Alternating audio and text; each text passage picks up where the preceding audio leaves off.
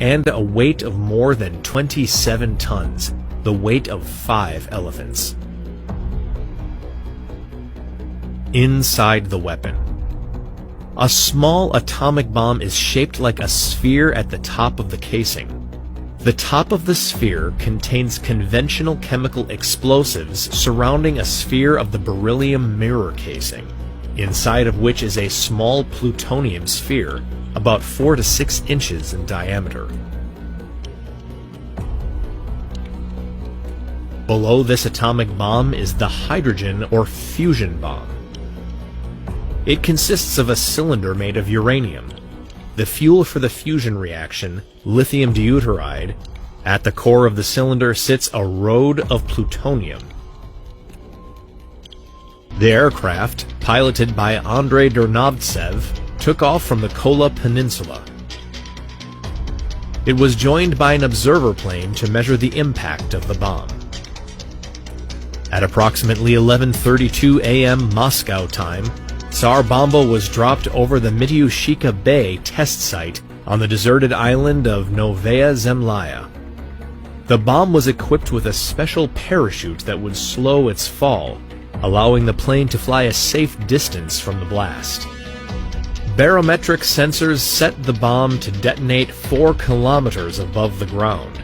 The barometric sensor detects the final altitude. 32 bridge wire detonators release an electric spark to detonate the chemical bomb. The chemical bomb detonation causes compression inside the plutonium and releases bursts of neutrons. One atom of plutonium is hit by a neutron, splits into 2, and releases energy, producing 2 or 3 additional neutrons. Each of these goes on to react or split other plutonium atoms, thus maintaining a chain reaction that produces a high level of heat, higher than even that at the center of our Sun, 100 million degrees Celsius. The center of the Sun is 15 million degrees Celsius. The temperature results in an atomic explosion. The fission explosion creates high-energy gamma rays and X-rays, which heat up the styrofoam and turns it into plasma. The heat and pressure of the plasma compress the fusion cylinder, causing the lithium deuteride to react. This compresses the fusion cylinder, causing the lithium deuteride to react and form helium and more neutrons.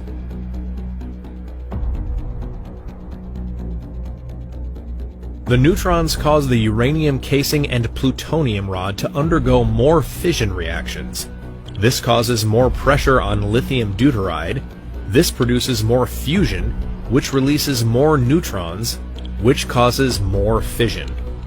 The positive feedback loop fission-fusion reaction goes back and forth until a huge explosion occurs, ripping everything apart.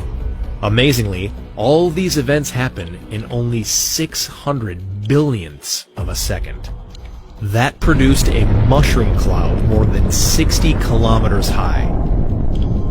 The resulting damage was equally massive, and buildings more than 160 kilometers away were reportedly damaged. In addition, it was estimated that heat from the blast would have caused third-degree burns up to 100 kilometers distant.